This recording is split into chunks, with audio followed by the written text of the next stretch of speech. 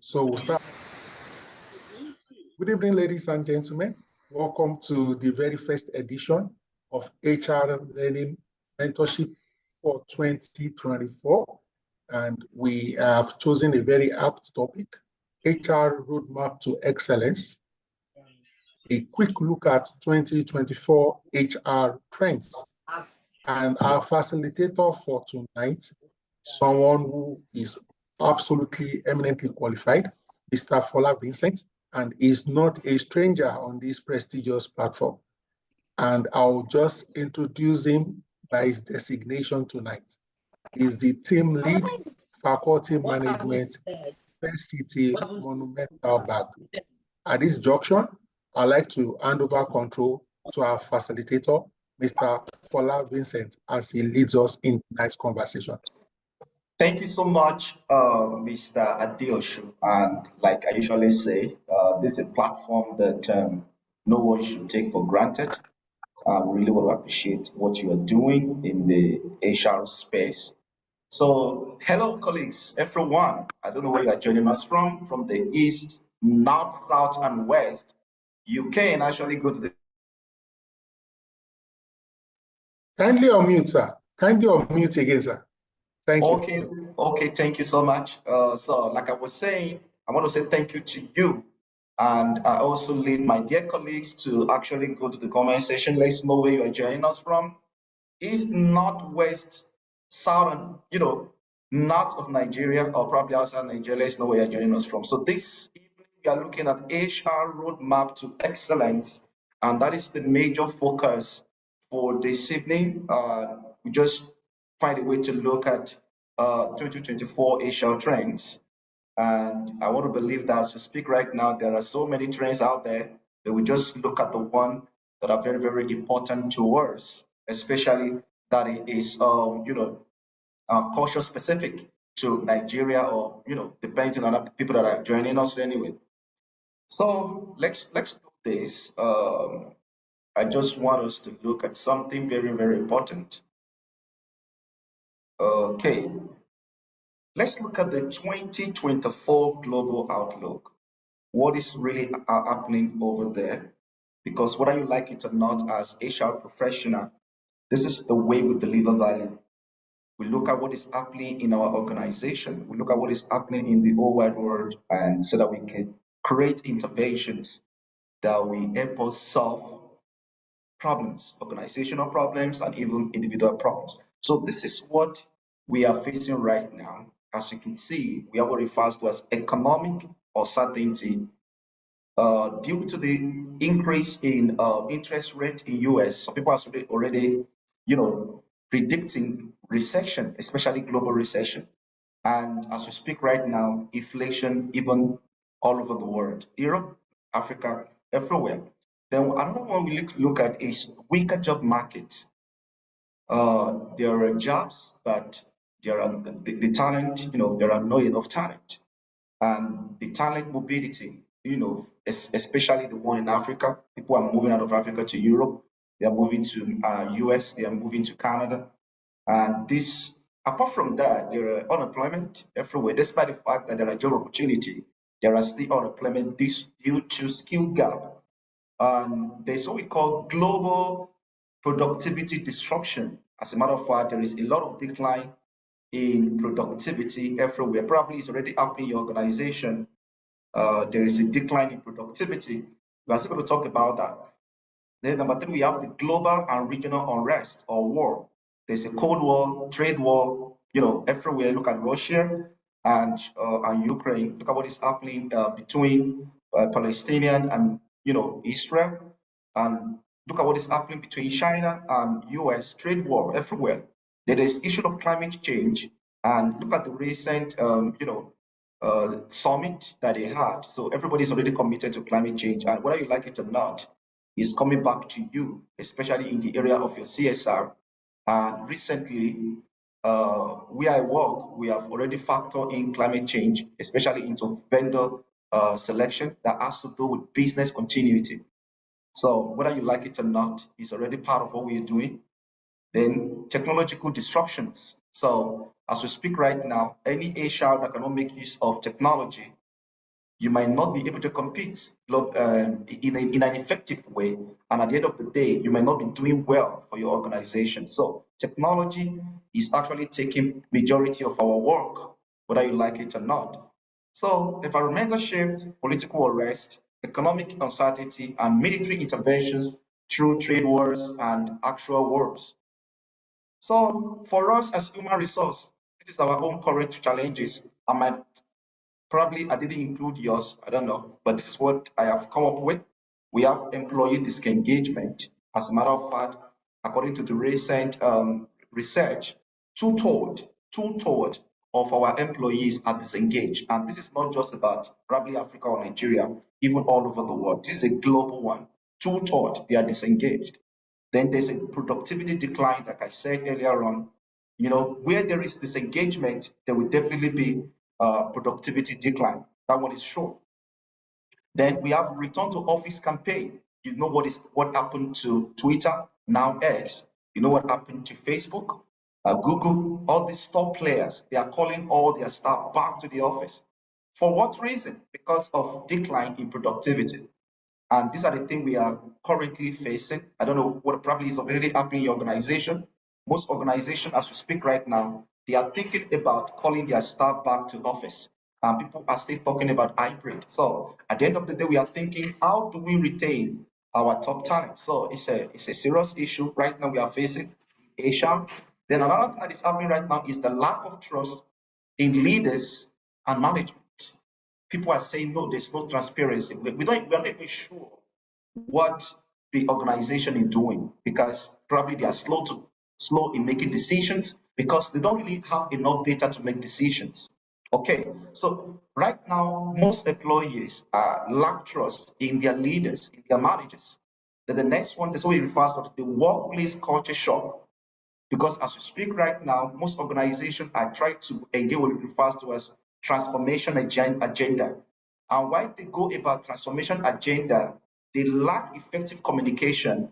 And at the end of the day, it affects their culture. So most employees are looking at what is happening. So even apart from the Japa syndrome, that everybody just moving from one organization to another, a lot of things are happening. And it has come to what refers to a workplace culture shock. That the next one that we are facing right now is about technological and AI disruption. As we speak right now, some organizations has adopted AI while some have not. And let me put it to you. If your organization has already adopted AI, there's a lot of challenge there. Data privacy and other issues. Some may not be able to know how to make use of it. Even some HR, as we speak right now, they don't know how to make use of AI. Even some of the technology that we use in HR, they are unable to make use of them. I won't lie to you, if we roll out a survey right now, you'll be so shocked that most HR professionals, they are not digital, they don't have digital mindset. They are not digitally ready for the job of the future. Then the next one is multi-generation of the workforce. As we speak right now, we have the baby boomers taking over leadership, the millennials already joining them to take up leadership, and we have the Gen Z. And whether you like it or not, we are dealing with different people with different mindset, skill set, and the way they want, they want to work, the way they work. Each of them has different way they work. Some are digitally savvy and they want the organization to be digitally inclined. While some are telling you, no. We are the old boys or old workers. We are not digitally savvy. So we still have to balance a lot of things. There are multi-generation, of the workforce. Then we have the resistance to change. Whether you like it or not, as we speak right now, a lot of changes is happening in organization. Let me quickly ask you, is there any challenges that you are facing as HR? Yeah, everybody does. Everybody is doing the same. But the beautiful thing is that is why we are HR. That is why you accept this job. I won't lie to you. HR is no longer the HR we are used to. Probably you need to write that down. HR is no longer the kind of HR that we are used to. HR in today's context, we work beyond administration. I was listening to one of my friends. He said, yeah, all of you are administrator. We are not administrator.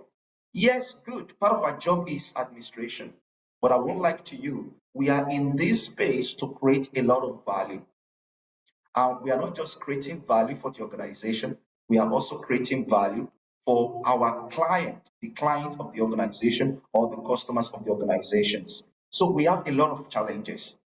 So, and the beautiful thing is that we need to pay attention to the new trends that we are looking at in 2024. When we look at what is happening globally, and we also look at what is happening in our organization, then why do we have to look at our HR roadmap to excellence through the lens of the new trends in 2024?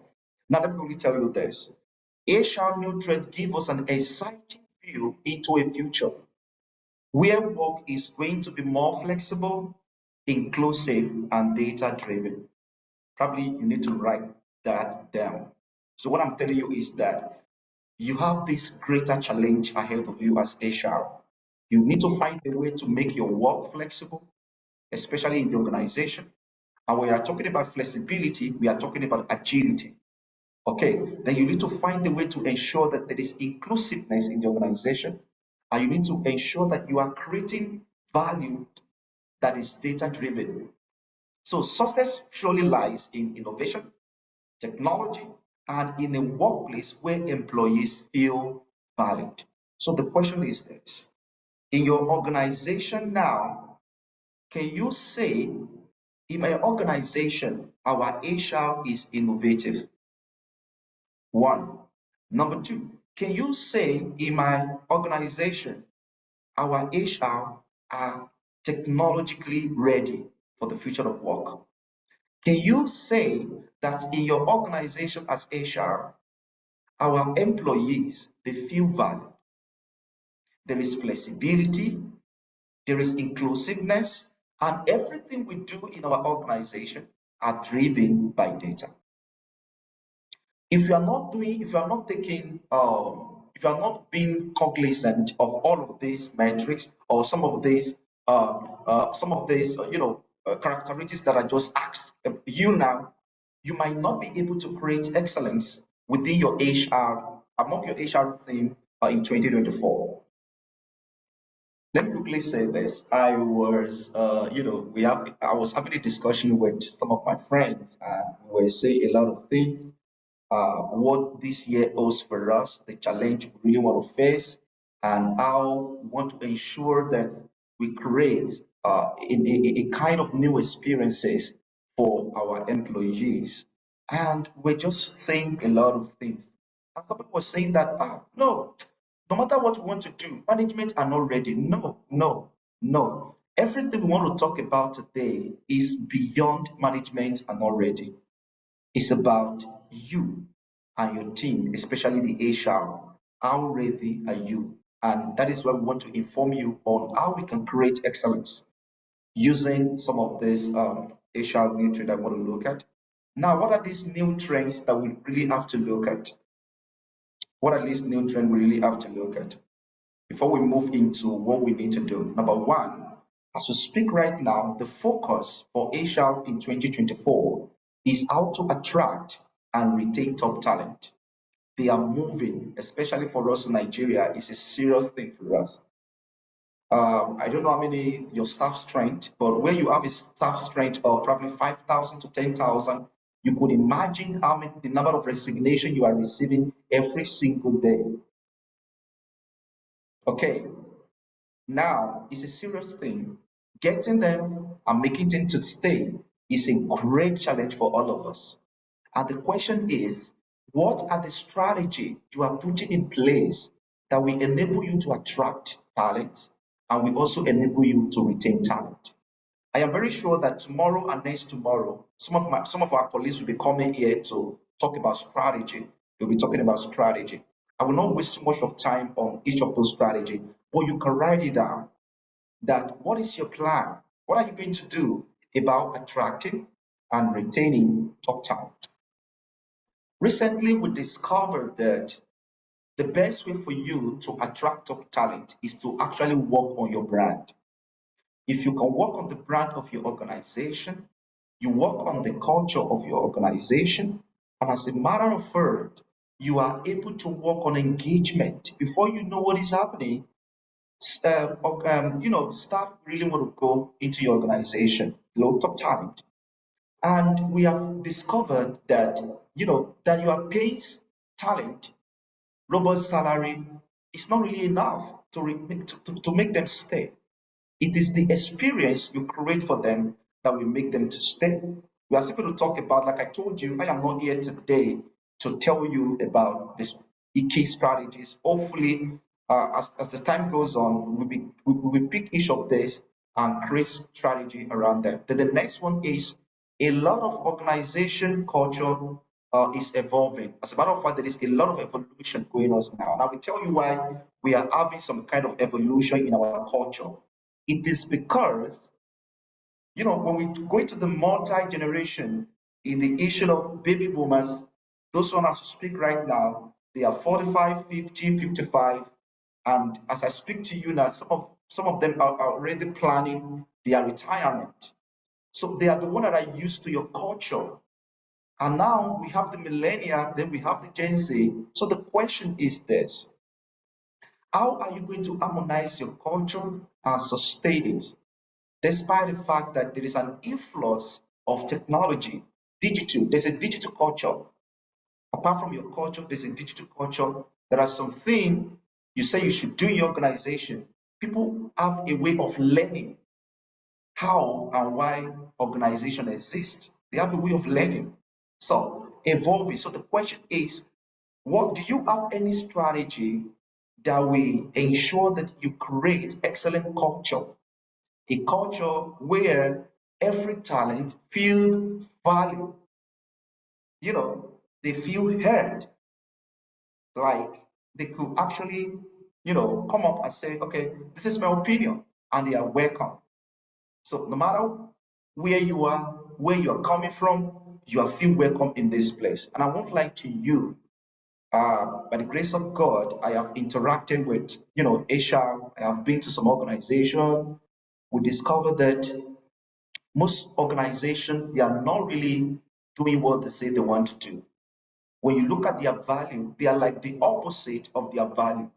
So you as HR professional, what are you going to do differently about this culture? Very simple. You have to build it from ground up. And most of the time, you have to make it ensure that all our leaders, they take responsibility. Fola, you don't know what I'm facing in my organization. My leaders don't listen to me. Don't worry.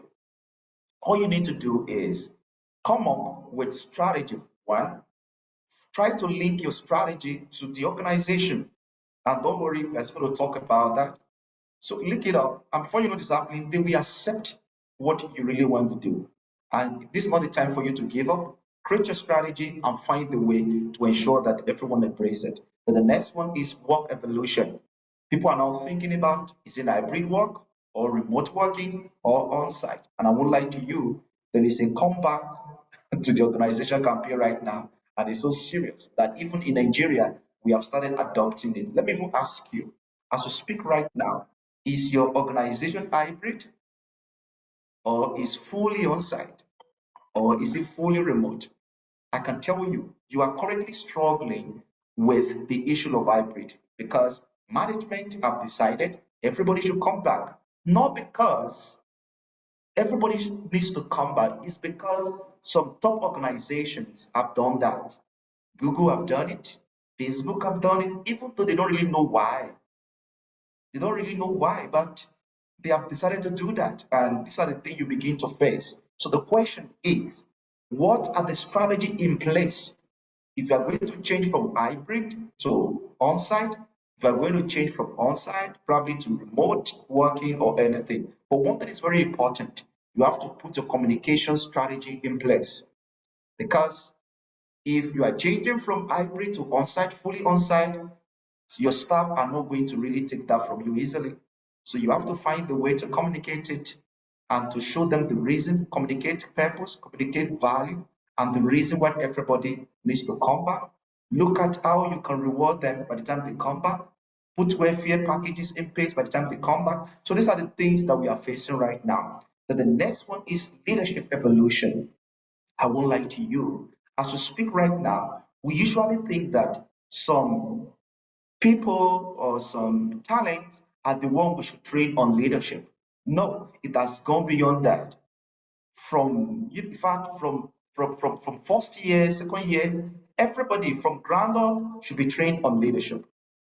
Introduce them to basic leadership, introduce them to emotional intelligence, introduce them. And the reason is because as we speak right now, we need some leadership skills in order for us to drive, even probably as HR professional and even within the organization. So, and there is something among the issue of leadership is that most times there's a lot of mistrust going on between the employees and the employers.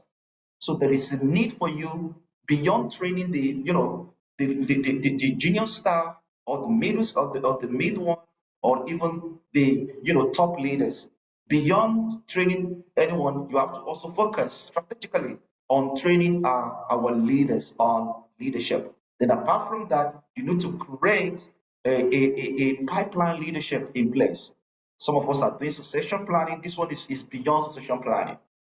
So there must be a leadership pipeline. You have to integrate leadership into the curriculum of what they are doing in your organization. As an L&D practitioner, what I've started advocating for right now is that any leadership, any courses we are doing, we have to find a way to infuse leadership into it, either communication, either conflict resolution, either effective listening, either emotional intelligence. We are actually trying to find the way that in every courses there must be an aspect of leadership in those courses. So it's becoming something we are doing probably through KSS or through any other means. Then the next one is there's an ongoing HR transformation. What do I mean by HR transformation? What I mean is that number one, the issue that we have now adopted technology. Okay, we have adopted technology. Number two, we are data driven. And number three is that we are moving from the role of just supporting management into driving impact. Okay, we are moving from the role of just offering support.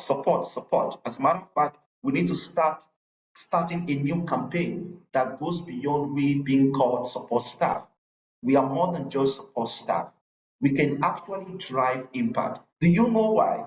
It's because number one, what make up HR right now is that just like your CEO, you can actually create value. Just like your CEO, you can actually create value. So we have to let them know that they should stop seeing us as administrators and start seeing us as their partner. It is one thing for the CEO to say, the HR are my partners.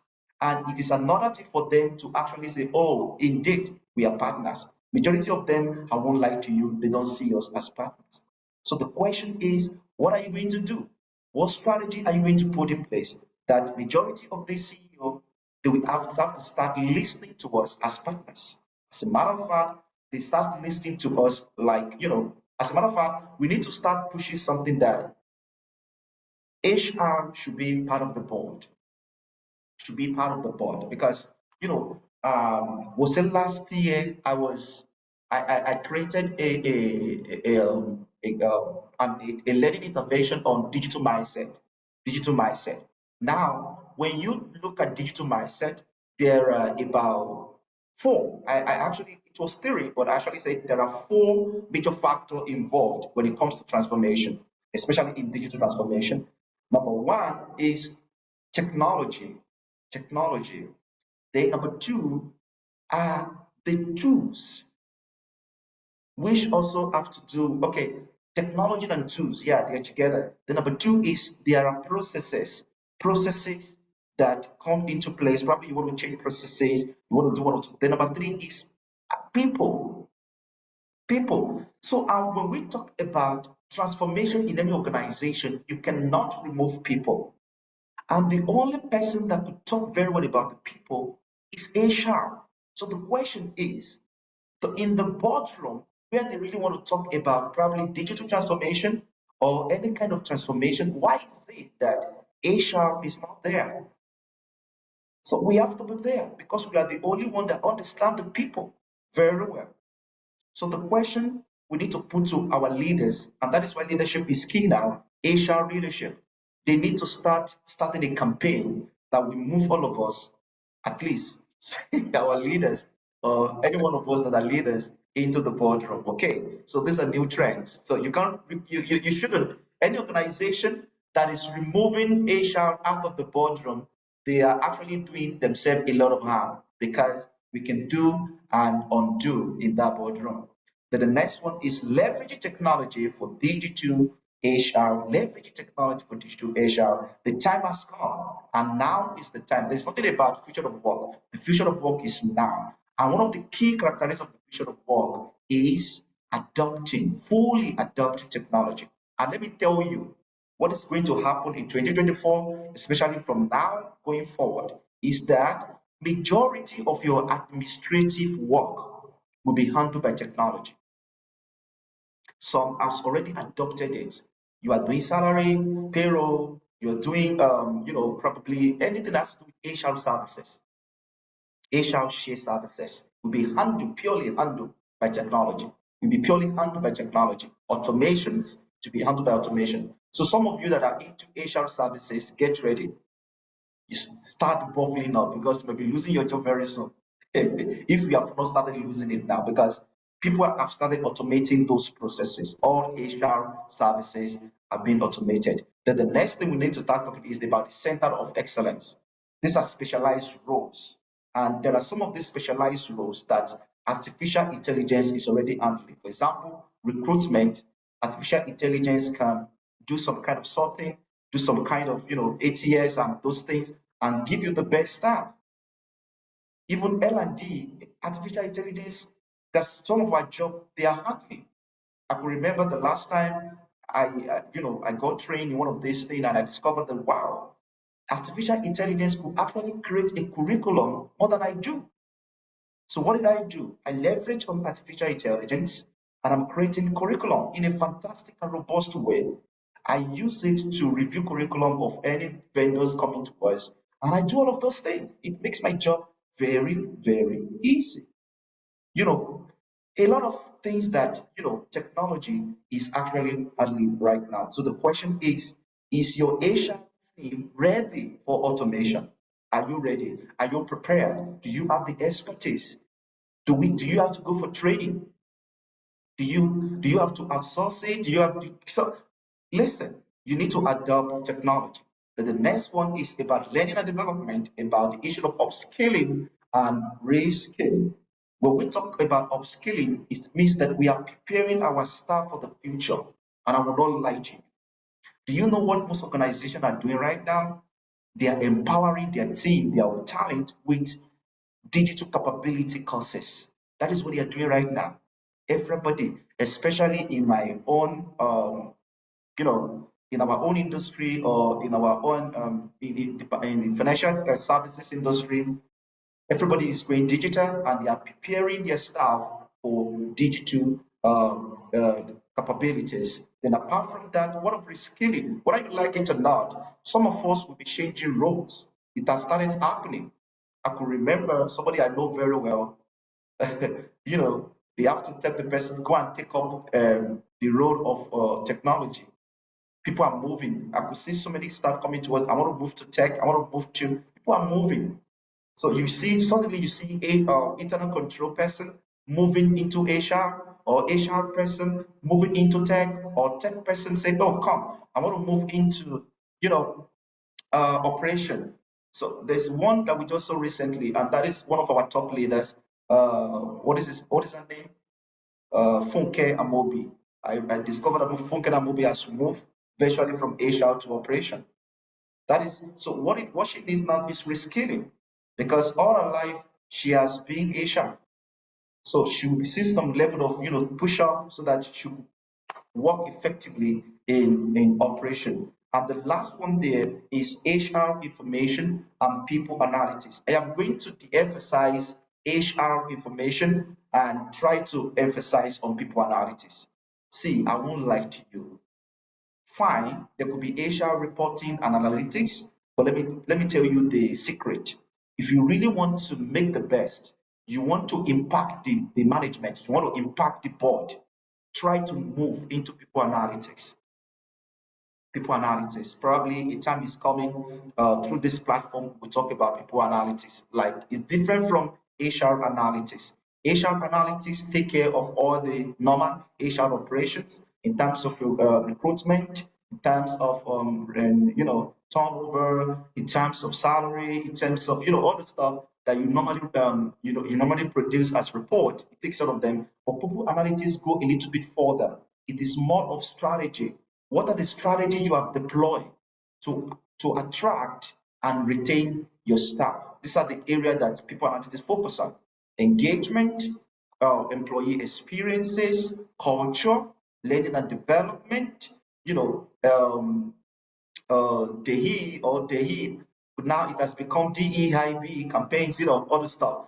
These are the areas that people analytics focus on, and I won't lie to you, it's the area of impact more than just area of operations. Yeah, operation is good, but you have to start focusing. Instead of you focusing on HR analytics, we have to start more focusing on people analytics. So the question is, do you have your people team ready that can handle your people analytics? Do they have the capacity to do that? Do they have the data to do that? Do they have enough resources to do that? If you could go people way, let me put it that way.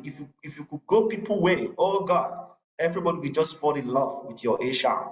I won't lie to you. I could remember when I went people way, and recently you could see how they are getting award when it comes, because they have a part of their function dedicated to people and culture, and they are doing fantastically well. Go and check all those organizations that they have a department for people and culture. They don't do any other thing, just focus on the people initiatives. They are doing very well. They are doing very well. So if you are HR, you don't have people and culture infused into what you do, then find the way. Go and ask, what do they do? What do I have to do to become people expert? And the last year under this new trend 2024 is DEIB, which is the word for diversity, equity, and inclusiveness, and also belonging. We are used to DEI, which is, like I've just explained to you, diversity, equity, and inclusiveness. Now we are moving into belonging, and I won't lie to you, people are now paying more attention, because if you have DEI, then everybody will feel belong. And what does it mean to feel belong? Feel valued. I can trust my teammates, I can trust my managers, I can trust my leaders. And as a matter of fact, I won't lie to you, you should have a team dedicated to this area of our HR, because I won't lie to you, as I speak to you today, I don't know, probably after now we ask question, how many of you, as I speak right now, you have your DE team, like a functional area of your HR team. Now let's go. There are some words on marbles, and now I just want to talk about how you can become excellent in everything you do, leveraging on the HR new trends. I know that anybody coming tomorrow and probably next tomorrow, they are coming with some strategy, and their strategy might actually be coming from the new trends, or probably from some kind of data-driven, initiatives. So let me go focus on some of these words on marble. From Dow Poland, he said, to win the marketplace, you must first win the workplace. Okay. To win the marketplace, you must first win the workplace. So the question is this: are you winning the workplace? Are you winning in the workplace? Can you say, as I'm speaking to you now, that your HR is excellent? Can you say that? Now, what it means is that before you can multiply value to the external stakeholders, you need to first of all create those value in the organization, because it is the people that will create those value to the external stakeholders. Then, according to Marx Zuckerberg, he said, treat your employees right so that they won't use your internet to search for a new job. Because as we speak right now, these are the things happening in most organizations. When you see them, they are using your internet to look for other job, or probably fill their visa processing for their Java quests. Then, according to Dave, book by Ebinder, the author of ROI, the ROI there is return on individual. I need you to go and read that book. It's a wonderful book. You will enjoy it. He said, people are an organization most valuable, I said, and the key to its success. So if you want to succeed at HR and you want your organization to succeed, then you must pay attention to the talent. Don't worry, there is a place I'm going, you will see everything now. Now, like I said at the beginning, I said HR is not about HR any longer. According to Dave Ulrich, he said, but we are about creating value for all stakeholders. Value creation will likely come from analytics that moves beyond benchmarking and best practice to guidance on where and how to invest. Simply put, HR is evolving. It is not like what we used to do. And insanity is doing the same thing you have been doing before and be expecting different result. I want to believe that I am talking to excellent people in this place. And at the end of today, knowledge sharing, you are going to go back there and review everything you were doing and using the new trends to actually say, oh, what can we do? What initiative can we create around each of these trends? How do we ensure that we are HR with excellence? Now, I want to show you some kind of evolution that can actually help you based on what Dave has done. That the first resolution is that, I told you HR is no longer like the way we used to do it. For example, people focus, like even management, they focus more on scorecard and dashboard. As at 2021, I could remember my manager telling me, I've not prepared the dashboard, I've not prepared the scorecard, but everything has moved. Yes, we need all of these things for performance and everything like that. But the question that even employees and your customers will begin to ask now is that what are the impact of HR? So you need to move from just saying, oh, performance. Oh, no, it's more than that. What impact are you creating as HR? You consider the way it moves from scorecard to insight to intervention. In fact, it has gone beyond intervention. Do you know the funniest thing? Majority of us, we have so many interventions.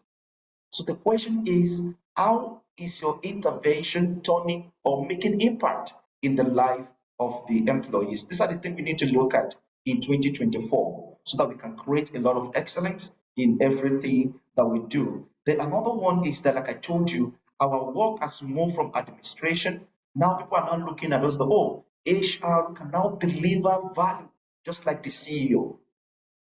Okay, you can deliver value to all stakeholders, internal stakeholders, and external stakeholders. Our role has even gone beyond strategic HR. Can you see that? Oh, I am strategic HR. No, it has gone. This is where we find ourselves in 2024. It has gone beyond that. It has gone beyond that. The another one is that when it comes to the people experiences, it has gone beyond you trying to see efficiency into connection. So let me ask you this question. How are you using technology? How are you using all your initiative to connect people together?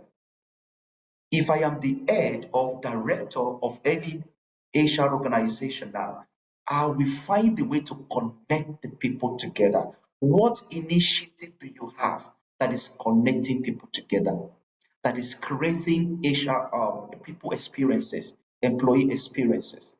I could remember last year in my own organization, we told each other that the next, how do I put it? The next elements we're going to create will be the one that have this kind that we are going to infuse something like a social media, whereby I can shout you, you can shout me, hey, hi. And I won't lie to you, most organizations, they are looking at the way they can create, this kind of culture of connection beyond physical gathering, we can connect to ourselves. So everything, it is your job to create initiative that will connect everybody together. You create value for people, they feel value, they trust the management, they trust the leader, and they can also trust you. And not just you alone, they can also trust all the team members. So what are you doing about that? Then the next one is we are now moving from issue of behavior. Oh, this is our value within the organization. Yes, we saw all the value written everywhere in the organization. So the question is beyond what is written down and beyond what you are training, because I see that during onboarding, we train staff, we try to let them know this is our value, this is our culture. So the question is, do we actually have the right culture? Because the whole thing has moved. We have to see, because culture is something we can see, something we can feel. We can see it, we can feel it, we can live it. So it has something to do with your identity, your brand, your reputation, even with the customers, external stakeholders. Let me ask you this question, and I need you to type it now. How am I rated? How is my organization rated on Glassdoor? How is my organization rated on Glassdoor?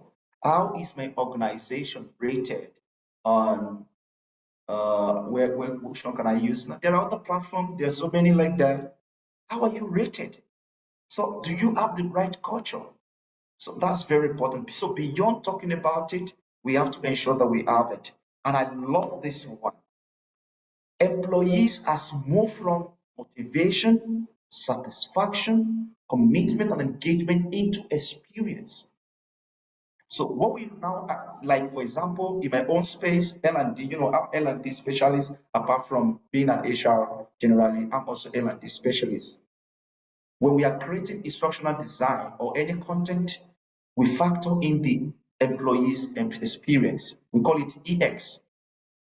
So beyond what do you think employee, because what are you likely to know? We're talking about, and experience has something to do with expectations. How do you balance expectations? How do you meet expectations of the employees? What is going to be different this year? Organizations that are going to win, like compete to win, to grow, and and do it for a very longer time, are those that pay attention to employees' experience. Listen, your salary is not going to be enough again. Somebody like me, I can't come into your organization because of your salary. As a matter of fact, if you reach out to me, the next thing I'm doing is to run to Glassdoor, is to run to all this platform and say, where am I going? Can I trust them? Will they empower me? Would I be valued? If you are not going to value me, I can't spend more than 3 months or probably 6 months in your organization. If my voice will not be heard, I can't do that with you. I know it's going to be a challenge for all of us as HR because of the kind of management you have, but trust me, we are not going to give up on this. We are going to create those strategies, we're going to create those interventions, and we're going to meet them. And we are not going to stop until they see us the way we want them to see us. We are going to create it together, and it's going to work. Don't forget, we no go agree. We no go agree. So 2024 is the year in which HR isn't just adapting, but spearheading the chart towards a more sustainable, inclusive, and business-focused future. And what we just want to do is to create value. There are a lot of questions in this place by Dave based on his human capability pathways model. Under the talent, he asked this question: what should we do to ensure the right individual, competence, workforce, or people investment deliver targeted business result? And I need you to write it down because this is 2024 for us. Then the next one is about leadership. What should we do to ensure the quality of leadership that deliver targeted business result? Then in organization, what should we do to have the right organization capability, workplace in terms of culture or processes to deliver targeted business result? And the last one is about human resources. What should we do to ensure human resources contributes to building targeted business result. Everything is about result. Do you know one thing? For you to deliver exceptional result, you must understand those strengths and link it up to your employee experiences. Because whether you like it or not, it is the value you create internally that will be multiplied and be created for the external stakeholders. And while you do that, you'll be achieving business result. Fostering excellence by connecting employee experience with customer experience to drive business result. I wish you can write that down.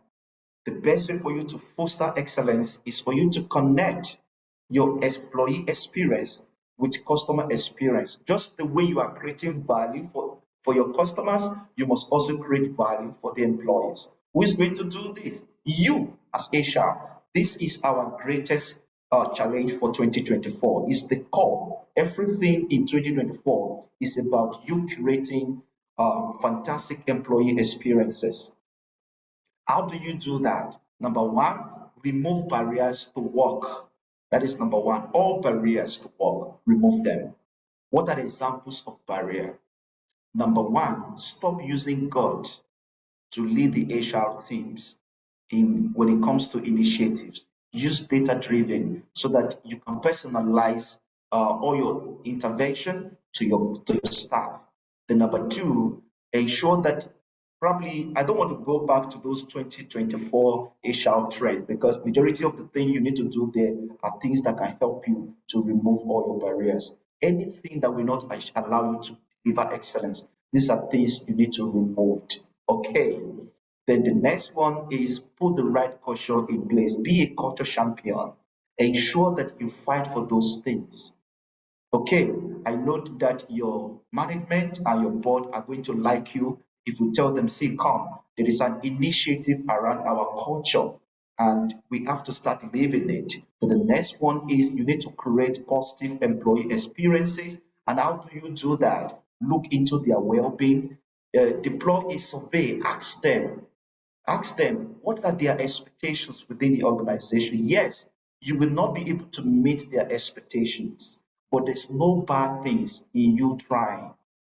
There's no bad things in your management trying. We are not going to meet all of them, okay, but we can try. And you know, funniest thing about these employees, they know when we try. Okay, then number four is you want increased productivity. How do you increase productivity? You can't increase productivity until you have increased engagement. And that is why removing barrier is very important. Creating the right culture is very important. And creating positive employee experience is very important. Then the next one is find the way to reward good behavior and performances. We have to do something about our reward system. I don't know what you want to do, but I know that organization, especially in the banking industry, there is a lot of competition going on when it comes to reward. Okay, and the last one there is that go and meet the CEO and tell the CEO, just like you are delivering value, I want to deliver value too. I am your partner beyond administration, performance management. I am your partner in creating value. When you can come up with initiative, okay, and I will not lie to you. They are going to say you're welcome, and probably they can treat us well in 2024. They will not see you like Aaron Boy or anything you want to call it. So don't forget these acronyms: engagement, experience, productivity, and business result. So the question is, what are the strategies you are going to build in all of those areas?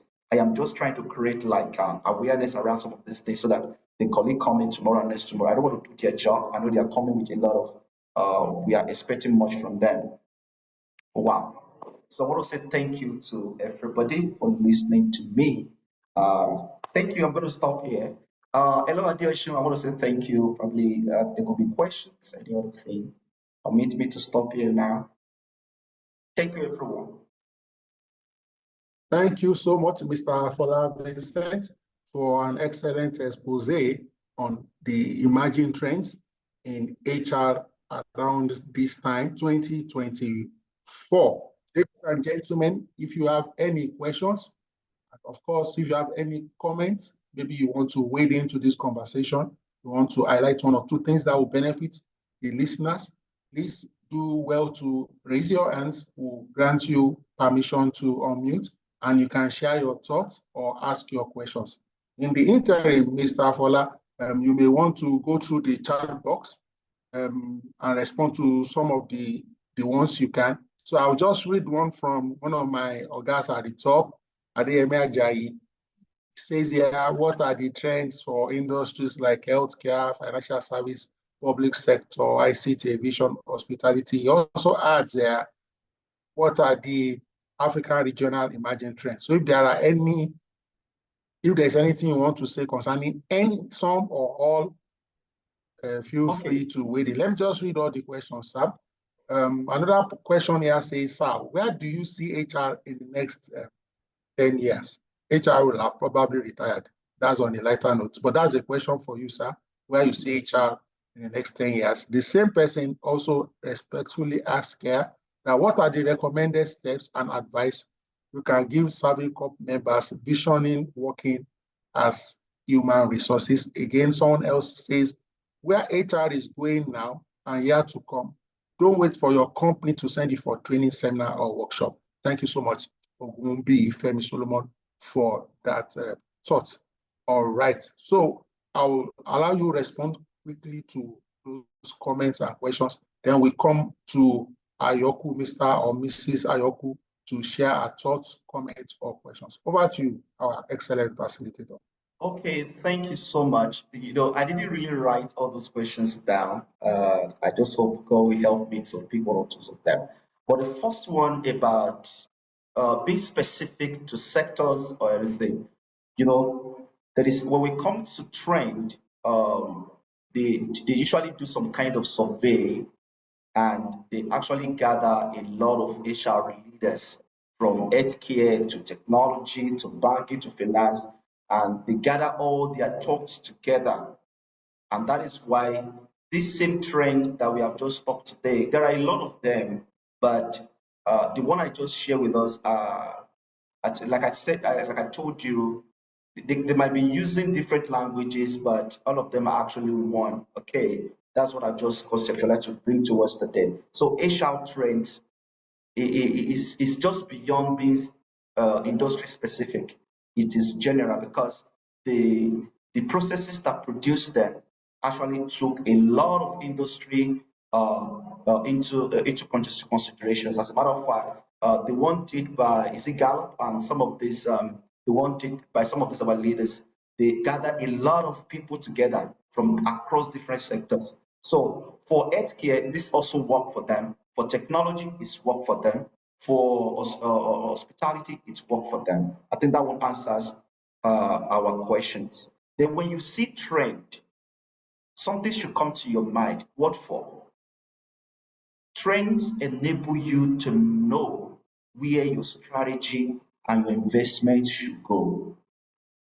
And most of the time, trends also show us the challenges and also provide a way for us to tackle those challenges.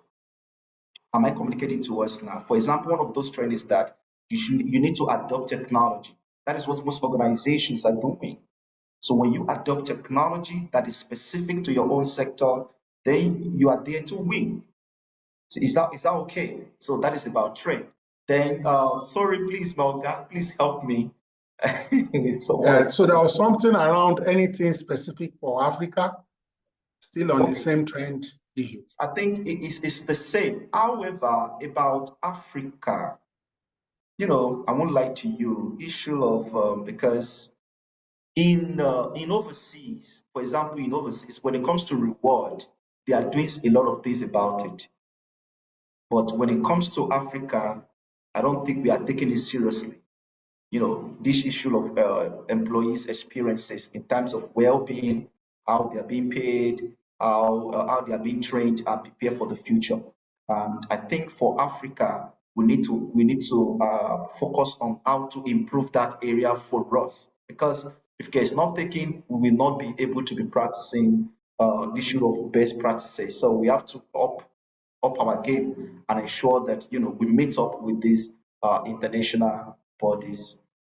when it comes to the issue of employees' experience, well-being, engagement, and every other thing like that. So it's very, very important. So for Africa, the same thing is important, but we have to pay attention to some areas that are very even technology.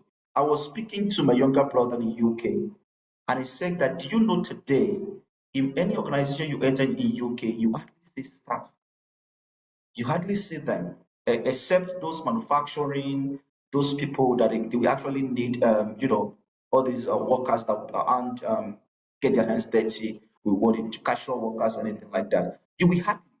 But in Nigeria now, we still have more people. For example, in the banking industry, a lot of people are going to work. You will see so many people working in a particular branch. It's not like that in abroad. So they have adopted technology fully. So we need to start looking at this arena, very, very important. And then learning and development too is very, very important for us, because our people are leaving us. There's a Japa syndrome all over. Mobility is seriously happening when it comes to career. So what do we do in Africa? So we have to take learning and development seriously, upskilling and reskilling, because majority of our talent have started leaving us. So employee experience, leadership, learning and development, technology. We have to find a way to adopt all of these things as part of the trend. Thank you so much. Thank you so much, our facilitator, for your responses so far. We'd like to take Ayoku. You can unmute and share your thoughts or comments. Ayoku, if you can hear us, we are ready for you. Okay, thank you so much. Can you hear me, please? Yes, I can. Yes, please. Okay, thank you so much, Vincent, for the time spent with us. So my question is, you spoke about the 2024 global outlook, and one of the things you mentioned is weaker job markets and then unemployment. So it sounds like so in an environment where there's weaker job market, meaning that we don't have talents, for jobs. And then there's an unemployment again. It seems like contradiction. So how do we explain that in our environment where there's jackpot, people are leaving, and then we still don't have Yeah, thank you so much. When I mentioned it, can you see that I laugh and smile, because you see two things that is not supposed to come together and they are coming together. It's already. So the challenge we are having right now with unemployment, there are metrics for unemployment, and as we speak right now, we have underemployment. But the question is, how many of our graduates are employed? And that is why that issue of unemployment comes in. Now, why is it that they are unemployed? You need to start asking those questions. It's because all of them, majority of them only depend, they thought that a certificate could help them get job. And you and I, we are here. We know how we are struggling with all of them. I was fortunate to be part of one interview recently, and I was crying. I was almost crying. Like, what is happening? A time is coming, if you're not careful, some of these young graduates, we will not be able to. For how are we going to just be focusing on experience higher? No. So that means we have to start. So it's a major problem. Now, when it comes to the issue of labor, weak labor market, I won't lie to you. This issue of how do I put it, employability skills, lack of employability skills leads to weaker job market. And the issue of Japa syndrome also leads to that. Our talents are leaving, and even some of them, we thought they are talent, they are not preparing for the job. So it's a serious matter. So we can't separate it. The labor market will be weak, and there will still be unemployment for those that are not upskilling for them to meet the challenges of the future of work. So it's a serious challenge. AY. All right, thank you very much. You're welcome. Thanks. It's a serious challenge. Okay, thank you so much, Mr. Ayoku, for your question. We may be able to take one or two more contributions or comments. If you're interested in joining this conversation, please do well to indicate by virtually raising your hands or dropping your comments in the chat box. Otherwise, I'm happy to ask Mr. for his closing remarks so that we can call it a wrap. I think I just saw a message in the chat box. How can an HR or admin officer work alone without falling back to our head office HR for assistance, even when it can be done standing alone? Secondly, my organization is more of a hybrid, but they don't want us to do more of hybrid than on-site. Okay, let me quickly go to that. There are different kind of work model, or let me say HR model. Some are centralized, and while some are decentralized. So it depends on which one you fall into. If it is a centralized HR, automatically you have to take decisions from the top. You have to wait for them, and you may not be able to do something standing alone. Okay, you have to rely on them unless they delegate some of those work to you to do without you needing their support. But it will be so streamlined and well structured. You will know what to do. They will have to tell you what to do and what not to do if it is centralized. Okay. In a way that it is decentralized, then it means that you have some level of tolerance, and you have some level of authority for you to do one or two things, even within what you really want to do. So it depends on where you fall into that you work. However, you can influence, okay? And this is the reason why we are having this. Influence is there. Oh, I think this, I saw this, create a short proposal, 1 or 2, 3 pages, send it. You can actually influence decision even at the top, where they actually practice centralized HR. And I won't lie to you, you need to start building influence. If you think it's becoming a burden standing alone, whereby you don't have impact. I know of an organization, I'm not going to mention them, probably some of them are here. It is centralized and it's so structured that you can't even recruit, janitor on your own. You can't even recruit janitor on your own. It has to come from the top. They have to say, okay, yeah, it's okay, and okay, go ahead. And I also know of some organization, once it is going to mid-level, the authorization still have to come from probably the MD or the CEO. Nothing can be done at the HR level. Every other thing will come. Even when you know that somebody is the right person for that job, the final decisions still come from the MD. So don't worry, just keep building your influence until you get to the top, or probably you are able to influence at the top. Then secondly, he said, my organization is more of a hybrid, but they don't want us to do more of hybrid than on-site. So it's still part of the problem we are talking about. There's a serious work model conflict. So people want you to do hybrid, they don't want you to do hybrid. So you may not be able to do anything about that. They might have their own reasons. However, you could actually, anybody that is a decision maker, you could influence the person and let them know why. If they want to go hybrid, let it be hybrid. And if they want to go on-site, full on-site, let it be full on-site. Do you know why? Because as you speak right now, most employees don't really trust their leaders. They don't trust the management. It's a serious problem we are facing right now. So the question is, what are we going to do about that? That is the reason why we are here. Probably that's another reason why we are going to be here tomorrow and also next tomorrow. Thank you so much. Thank you. Thank you so much. The person who asked the question too is, appreciating you on the chat box. Ladies and gentlemen, tomorrow is another work day. By God's grace, to be here some other time to continue this conversation. Sincerely, I would like to appreciate Mr. Fola Vincent for taking out time after a long day at work to invest, in all of us. Thank you for sharing from your wealth of knowledge, experience, exposure.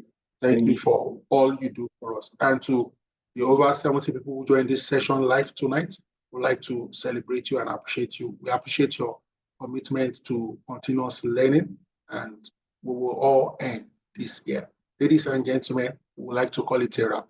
Good night and stay blessed. Thank you so much.